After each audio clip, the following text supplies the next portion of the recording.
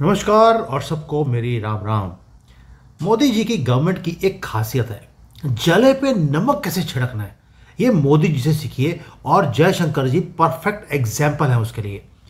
जयशंकर जी ने दिवाली के ऊपर एक बहुत बड़ा गिफ्ट तालिबान को दे दिया और तालिबान से ले भी लिया। आज बात करेंगे, 3 न्यूज़ हैं जो तालिबान के साथ रिलेटेड है। और तालिबान क्या बोल रहा है, बार बार उन्होंने दोबारा बोल दिया, we want direct trade with Bharat. Direct trade, आपका तो बीच में पाकिस्तान आता है। अब कुछ तो क्रिप्टेड मैसेज है जो तालिबान भी दे रहा है, और इसलिए मुनीर मजबूरी में पूछ रहा है ये हो क्या रहा है मेरे बैकयार्ड में। ये है मास्टर स्ट्रोक जो जयशंकर जी ने खेला, और ये गेम चेंज करेगा हमारे लिए। एक डिप्लोमेटिक मूव, एक हमने करी, एक तालिबान ने कर दी, वो भी कब, दिवाली के ऊपर। और पाकिस्तान इज स्टंट। रीजन क्या है, और हमने पाकिस्तान को आउट मनूवर कैसे किया अफगानिस्तान में, कि आज अफगानिस्तान पाकिस्तान की बात नहीं बोल रहा, भारत की बात बोल रहा है। एंड इस्लामाबाद के पास कोई आंसर भी नहीं है। अब इसको ब्रेक डाउन करते हैं, ये डिप्लोमेटिक ब्रेक थ्रू है क्या। पहला ये है कि भारत ने अपनी एम्बेसी जो काबुल के अंदर है, आपको पता है, उसको रिस्टोर कर दिया। यानी कि भारत का झंडा वो हमारी एम्बेसी के ऊपर दोबारा लग गया है 3 साल के बाद। यहां तक कि जो बॉर्डर है पाकिस्तान का, पाकिस्तानियों को जलाने के लिए वहां पे जो तालिबान के लोग हैं वो अफगानिस्तान के झंडे के साथ साथ हमारा झंडा भारत का लेके भी वहां पे चल रहे हैं, पाकिस्तानियों को जलाने से। कि इतना इजी है, और वही काम तालिबान वाले कर रहे हैं। चलिए, हमारा झंडा वहां पर बॉर्डर के ऊपर है, इतना मैटर अभी नहीं करता जब तक कि वो एरिया हमारा नहीं होता। लेकिन ये जो हमारी एम्बेसी खुली, उसकी टाइमिंग कब थी, जब उनका फॉरेन मंत्री वो हमारे भारत में होता है। टाइमिंग परफेक्ट थी और इंपैक्ट मैसिव था।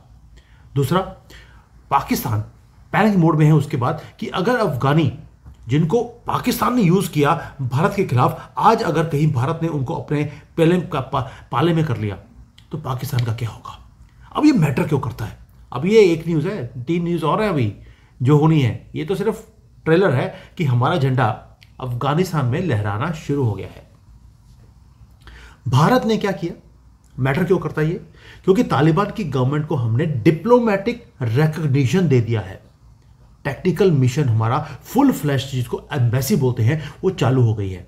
चार्दी अफेयर्स अपॉइंट कर दिया गया है। और ये तो पहली न्यूज़ थी कि हमने अपना डिप्लोमेट वहां भेज दिया अफगानिस्तान में। लेकिन 2 तालिबान के डिप्लोमेट्स वो नवंबर से भारत में आएंगे और इनकी एम्बेसी जो न्यू दिल्ली में है वहां बैठेंगे। अब आप बताइए, ये डिप्लोमेसी है या मास्टर स्ट्रोक है। मैं इसको बोलता हूं स्ट्रेटेजिक मास्टर स्ट्रोक। पाकिस्तान के लिए इससे बड़ा नाइटमेयर नहीं हो सकता कि दोनों कंट्रियों के डिप्लोमेटिक रिलेशन शुरू हो गए हैं। हमने तालिबान को रिकॉग्नाइज कर लिया है। मैंने तब भी बोला था आपको, जब इनका फॉरेन मंत्री भारत में था, कि अब हम लेजिटिमेसी देंगे तालिबान की गवर्नमेंट को। पिछले 20-30 साल पाकिस्तान यूज करता रहा अफगानिस्तान को as a leverage against India. उस लीवरेज को इवेपोरेट कर दिया है मोदी गवर्नमेंट ने। और जयशंकर जी ने क्या कमाल का काम किया है, जब हमें मालूम है कि पाकिस्तान इकोनॉमिकली, मिलिटरीली, डिप्लोमेटिकली बिल्कुल बैंकरप्ट है। एक ही चीज है जो इनकी कंट्री में जो बिल्कुल नंबर 1 है, वो है दुनिया की लानतें इनको पड़ रही हैं। भाई भीख मांग रहे हैं लोन्स के लिए जहां पे भी जाते हैं। अब तो ये है कि शहबाज शरीफ अगर किसी के पास भी आता है, वो कहता है यार पीछे हट जा, अभी टाइम नहीं मेरे पास, पता लगे जेब में से पर्स निकाल लिया।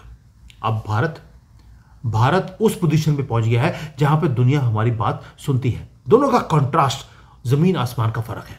बिल्कुल सही कहा था, हिंदू मुसलमान इकट्ठे नहीं रह सकते, क्योंकि हिंदुओं को मालूम था कि ये लाइबिलिटी हैं, हम एसेट हैं और एसेट ही रहेंगे। जो फाइनेंस को समझते हैं वो समझ जाएंगे कि लाइबिलिटी और एसेट में फर्क क्या होता है। लेकिन तीसरी न्यूज़ वो इससे भी जबरदस्त है। तालिबान का जो फॉरेन मंत्री है उसने वापस जाकर दोबारा से एक काम और कर दिया कि चाबहार पोर्ट के ऊपर हमारी भी नजर है। ये तालिबान बोल रहा है, वो तालिबान जो उसको हम उग्रवादी बोलते थे आज ट्रेड की बात बोलते हैं। उन्होंने बोल दिया कि हमारे लिए चाबहार पोर्ट जो भारत के कंट्रोल में है, भारत ने बनाया है ईरान में, वो गेम चेंजर है। वो भारत को अफगानिस्तान के साथ डायरेक्टली कनेक्ट भी करता है। बट ये टेम्पररी है, क्योंकि अफगानिस्तान ने बोल दिया we want to bypass Pakistan completely. अभी टेम्पररी अरेंजमेंट है कि आप ईरान के थ्रू अफगानिस्तान में सामान भेज रहे हैं, लेकिन दोनों कंट्रीज, भारत भी और अफगानिस्तान भी, वो चाहते हैं कि रास्ते में जो ये इतना बड़ा पहाड़ बीच में खड़ा है पाकिस्तान नाम का, इसको खत्म कर दिया जाए, इस ब्लॉकेज को रिमूव किया जाए। वो कैसे होगा? वो मैंने पहले भी बताया था आपको भी, ऊपर जो वखान कॉरिडोर है वहां से सीधा रास्ता अफगानिस्तान का भारत के साथ जुड़ता है, बीच में पीओके छोटा सा एरिया है, उसको साथ में जोड़ना है एंड दैट्स इट, ये ब्लॉकेज खत्म। और ये इंडिकेशन जो इनका फॉरेन मंत्री आया था भारत में अफगानिस्तान का, वो बोल के भी गया है, we want direct trade between India and Afghanistan. Kashmir Bharat का पार्ट था, है और रहेगा। आप कश्मीर ले जाइए, हमने जो लेना है हम ले जाएंगे। क्यों बोल रहे हैं? क्योंकि ये तालिबान वो उग्रवाद वाले नहीं रहे, वो ट्रेड की बातें बोलते हैं, एसोसिएशंस की बातें बोलते हैं, रिकग्निशन की बात बोलते हैं। और उन्होंने बोल दिया कि हमारा ट्रेड भारत के साथ $1 बिलियन का ऑलरेडी हो चुका है, और अगर ये रूट खुल गया पीओके से या चाबहार से हम जो रेलवे लाइन डाल रहे हैं, अगर वो कनेक्ट हो जाती है तो हमारा ट्रेड स्काई रॉकेट होगा। रीजन, ट्रेड करने के लिए दो चीज़ें चाहिए, एक मार्केट और दूसरा आप दोनों की जो कंट्रीज हैं उसके अंदर रिलेशंस कैसे हैं। हमारे अफगानिस्तान के साथ रिलेशंस इतने ज़्यादा बढ़िया है कि अब तो पाकिस्तानियों ने बोलना शुरू कर दिया कि अफगानियों ने कभी भी भारतीयों को गालियां नहीं निकाली हैं। और ये ओपन रूट होने के बाद जब स्काई रॉकेट होगा हमारा ट्रेड, आप सोच के देखिए, जब अन्न हमारा खाएंगे काम किसका करेंगे। और दूसरी तरफ पाकिस्तान के अंदर जो फेलियर पे फेलियर हो रहा है, अफगानियों ने इतने पाकिस्तान आर्मी के सोल्जर्स को मारा है, ये बिल्कुल चींटियों की तरह मसले जा रहे हैं, और ये चौकियां छोड़कर, पाकिस्तान वाले चौकियां छोड़कर भाग रहे हैं। तालिबान ने क्या बोला? हम इसकी कड़ी निंदा करते हैं। बल्कि उन्होंने डिप्लोमेटिक लैंग्वेज को भी बिल्कुल सीख लिया है कि कैसे यूज करना है, कि पाकिस्तान हमारे अगेंस्ट फोर्स यूज कर रहा है, लेकिन पाकिस्तान को यह नहीं मालूम कि हमने किस किस को हराया है। और हिस्ट्री ने प्रूव किया 40 साल के युद्ध लड़ने के बाद ये तालिबान वाले पक्के हो चुके हैं कि लड़ना कैसे है। और पाकिस्तान की आर्मी को तो वैसे लड़ना नहीं आता, हमने बड़ी बार देखा है। और लड़ना क्या, इनके तो वर्ल्ड कप में इनकी टीम नहीं लड़ सकती हमारे साथ, इन्होंने युद्ध क्या लड़ना था, पैरों में लेटा था शहबाज शरीफ भी और मुनीर भी। मुनीर तो चलो क्या लेटना था, वो तो लेडीज की ड्रेस बुर्का डाल के छुप कर बैठा हुआ था किसी बंकर में। अब आते हैं तालिबान का मैसेज, बिल्कुल डायरेक्ट। अफगानिस्तान बोलता है वी वांट टू थिंग्स, एक है पीस, क्योंकि 40 साल के युद्ध के बाद अब हमें शांति चाहिए, और दूसरा है we want good relations with India. ये दो बहुत बड़े मैसेजेस हैं।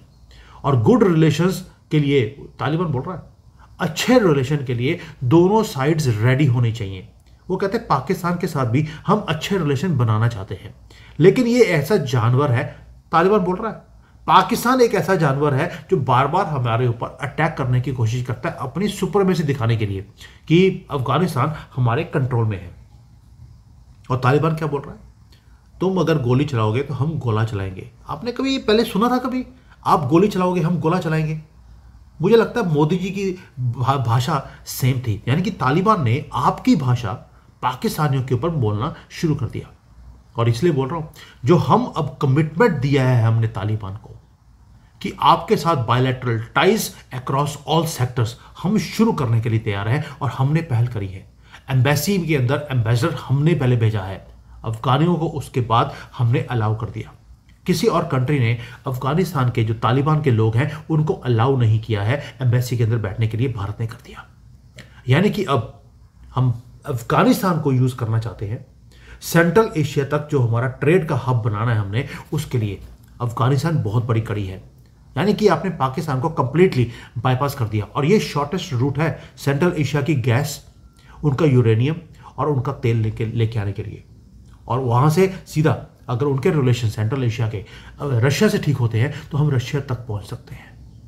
और यही जियोग्राफिक एडवांटेज है जिसके लिए अब तालिबान बोल रहा है मोदी जी समय अच्छा है, पीओके ले लो। ये तालिबान बोल रहा है हमें, और कहते हैं हमें आपको हेल्प करनी है, कर देंगे। बस इसीलिए उनको एक ही चीज चाहिए थी, आपसे लेजिटिमेसी जो हमने दे दी। हमारी एम्बेसी, काबुल एम्बेसी जो है रिस्टोर हो गई है। अब पाकिस्तान ने उसी वक्त अफगानिस्तान का जो कार्ड था उसके हाथ से निकल गया और ये रीजनल जियोपॉलिटिक्स पूरी ड्रामेटिकली शिफ्ट कर दी जयशंकर ने। ये सिंपल एक दिवाली गिफ्ट नहीं है दोस्तों, ये रीशेप कर रहा है साउथ एशिया को for many many years to come, और ये नई डिप्लोमेटिक रियलिटी है। पाकिस्तान इसके सदमे से बाहर निकल नहीं सकता, क्योंकि पाकिस्तान को दिखता है what is the writing on the wall. Writing on the wall is very clear. Taliban वाले नफरत करते हैं पाकिस्तान से, दिल से अंदर से गालियां निकालते हैं इनको। मैं पहले बोला पाकिस्तान के लिए सिर्फ नंबर 1 चीज एक ही है, उनको लानतें पड़ रही हैं। अब तो अफगानियों ने भर भर के इनको किलों में गालियां रोज के निकालनी शुरू कर दी, और जब वो गाली निकालते हैं, जैसे नेतन्याहू है, जैसे बोलते हैं याहू, एक आधा बॉम्ब वो गाजा पे फेंक देते हैं। जैसे ही अफगानी गाली निकालते हैं और गुस्से में आकर 2-4 वो पाकिस्तान के आर्मी के लोगों को मार देते हैं। और मार किसके लिए रहे? ताकि आपको एक बैटल ग्राउंड मिल जाए कि आप पीओके आप ले जाइए। अब मोदी जी के ऊपर है, प्रधानमंत्री वो है कि पीओके कब लेना है, हमें उनको टाइमिंग बताने की जरूरत नहीं है, ही नोज। बाकी ये है कि दिवाली वाले दिन वो INS विक्रांत पे गए थे, कुछ मैसेज वहाँ पे भी दिया था। बाकी आप समझ सकते हैं कि मोदी जी कर क्या रहे हैं। एंजॉय कीजिए, दिस इज नया भारत। थैंक यू, जय हिंद, वंदे मातरम।